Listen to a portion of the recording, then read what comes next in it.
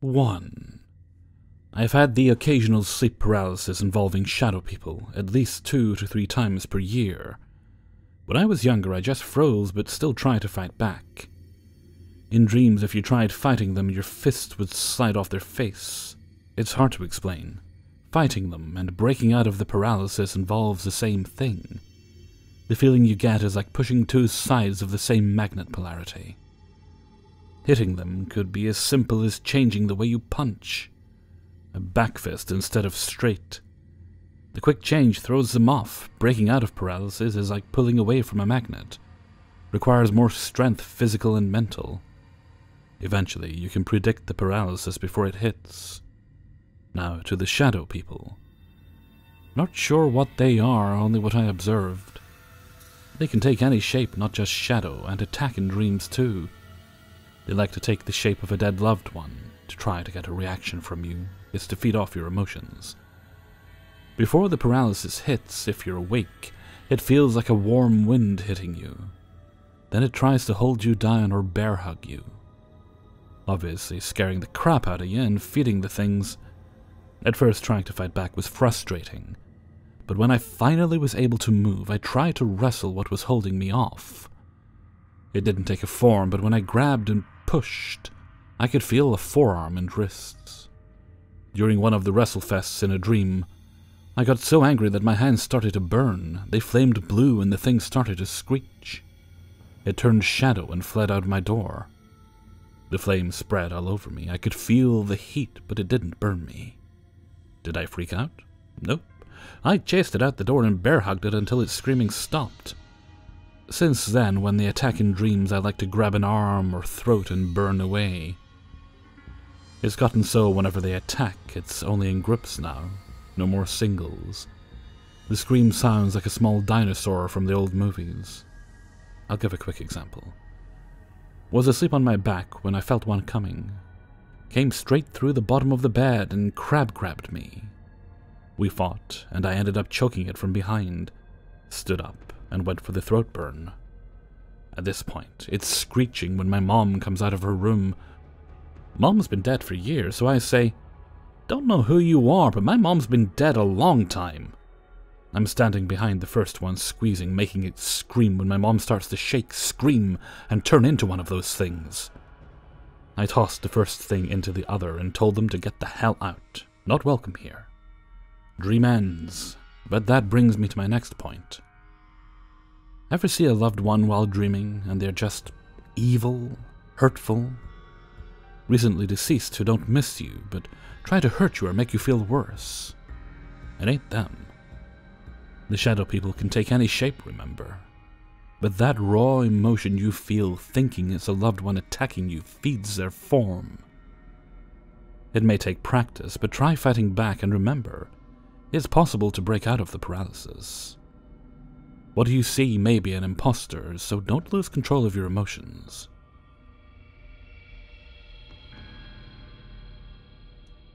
2. I want to share something that has happened to me and my brother 5 years ago. I was born and raised in Greece, and I used to live on the outskirts of a village on a secluded mountain. At the time I was around 14 or 15. I started to see a shadow out of the corner of my eye.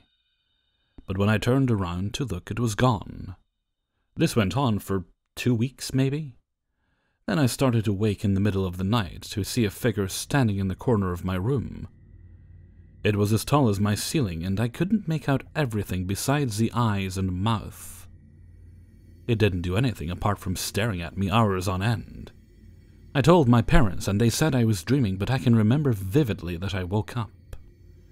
The figure started to appear when I was lying in bed reading or texting someone. When I looked up, it was just there. I was too afraid to move and to yell for help at this point.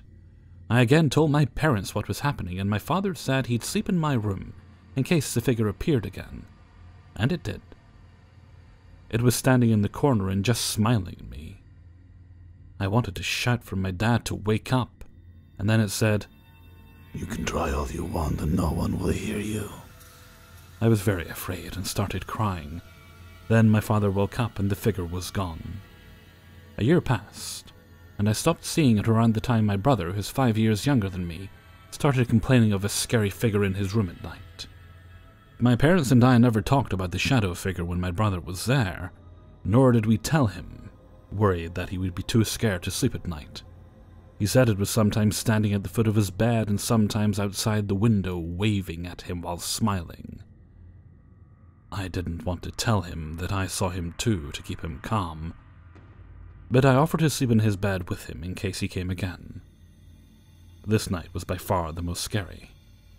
My brother was fast asleep while I was on my phone, when I heard someone walking around outside. I brushed it off as my father or my grandpa on their way to put some logs into the boiler that keeps the house warm. Then it clicked. I would hear it if someone opened the door because it's very loud. I knew somehow he was coming. My brother must have sensed it too because he woke up with a startled expression on his face. Then we saw the figure in the darkest corner of the room. But opposed to other times, it started coming towards us. I just heard my brother cry beside me, and I screamed at the top of my lungs for my parents. They came in and saw nothing, but after that night they got a priest to bless the house. 2 years later, I saw the monster from Disturbed on a poster somewhere, and the shadow figure looked almost exactly like it.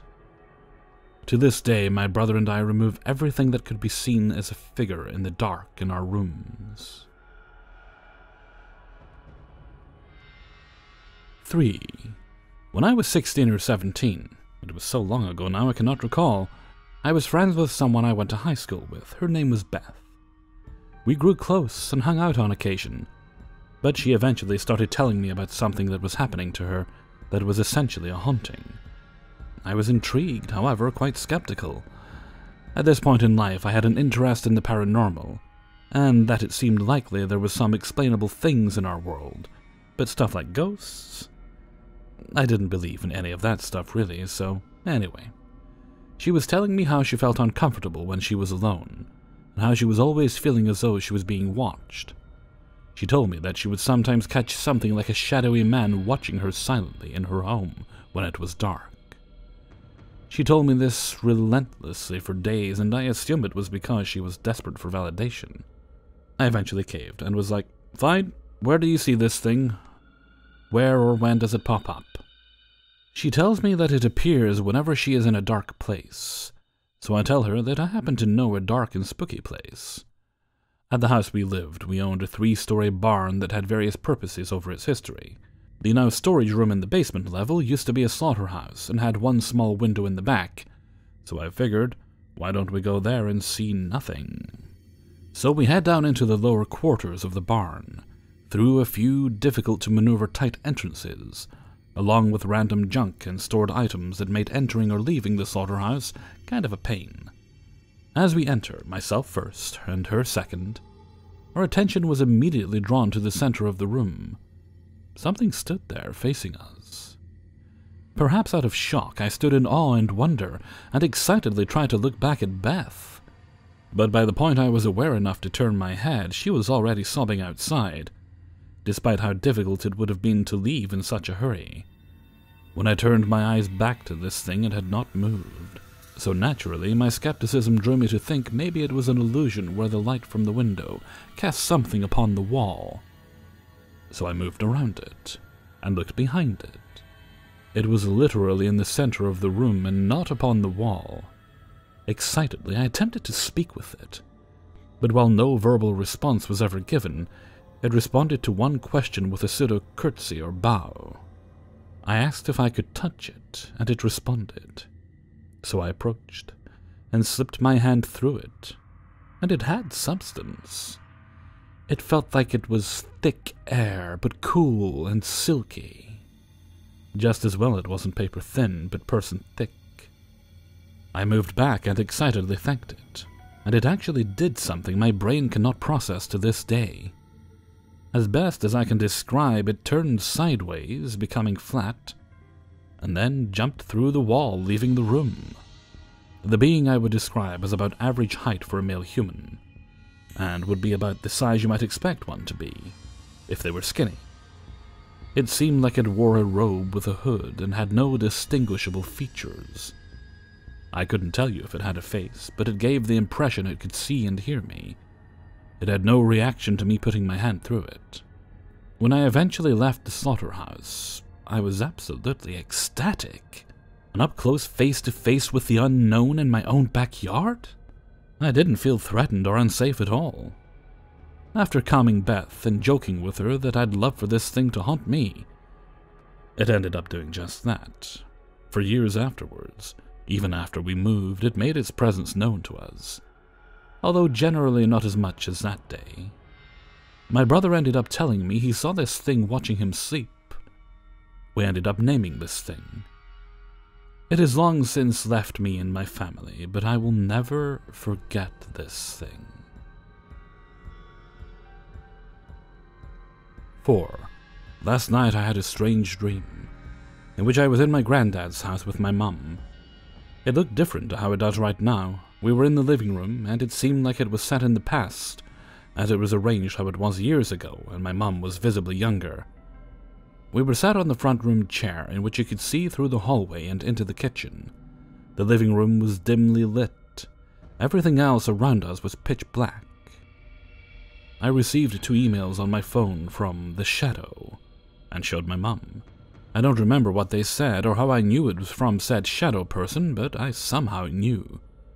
After I showed my mum, she whispered, "Is that it behind you?" I turned around to face towards the kitchen, and amidst the pitch black I saw some sort of 2D figure standing there, and I was absolutely terrified. For some reason I thought that if I put a black dress on and had my mum quickly tighten it, it would somehow ease the situation. After I woke up, I googled this and found out other people had experienced similar things, but they were usually sleep paralysis situations. I don't think mine was, though. I woke up completely normal after, and I've had sleep paralysis before, and it felt nothing like this. After about 30 minutes of reading, I fell back to sleep. This time I had another peculiar dream with a different kind of shadow person. I went downstairs at night, through the kitchen, and passed through the back door into the toilet. As I came back out of the toilet, there was an orange light in the garden, which was small, and in front of it, at the window in the back door, there was a silhouette of a man standing sideways in a sort of brimmed hat and trench coat. I freaked out again and ran to my mum and said, "I just saw the fucking Hat Man!" I woke up again.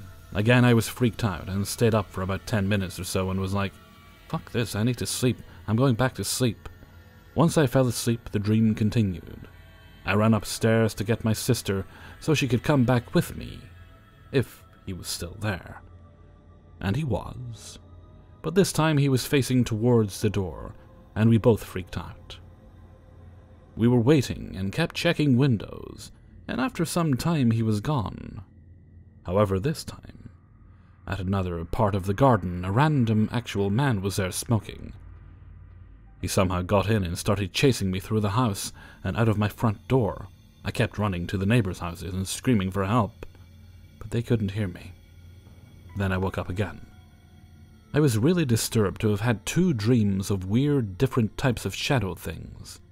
I know what shadow people are, and about 3 weeks ago my mom told me lots of encounters she'd had with them, which really scared me. But I didn't really think much about them in particular after that. However, since then I have been hyper-aware of creepy things going on in my house. Example, banging in the walls, feeling a creepy presence. What disturbed me more, though, was the fact that I then dreamt of the Hat Man, which I then googled, and found out that it's a massive phenomenon that loads of people have experienced. But I had never ever heard of it. So how would I have this dream other people have experienced, and how would I know its name and go screaming it at my mum? I have no idea what these dreams mean, if anything, but I just thought I'd share them. I've never really believed in ghosts after I stopped being a kid, but recently I've been thinking about them a lot. Maybe I've just freaked myself into having these dreams subconsciously, but that wouldn't explain the fact that other people have had similar things happen. Please share your experiences and your opinions of what I dreamt below. 5. This happened when I was about 15 or 16. Our family has always been clairvoyant and, or at least sensitive towards the metaphysical, for as long as I can remember. My small family, 2 sisters, brother and mom, moved to a small suburban home in a nice neighborhood. My second oldest sister had just been kicked out of the house for picking a physical fight with my mom, along with her boyfriend while high and drunk. So we had a spare bedroom in the basement. It was more of a closet space, but we turned it into a bedroom. I jumped at the chance of appropriating it, since this would have been the first time ever that I would have my own bedroom, since I've always shared with my brother. He is 2 years older than me. This closet bedroom was about 4 meters by 2 meters, so fairly small, with a small closet.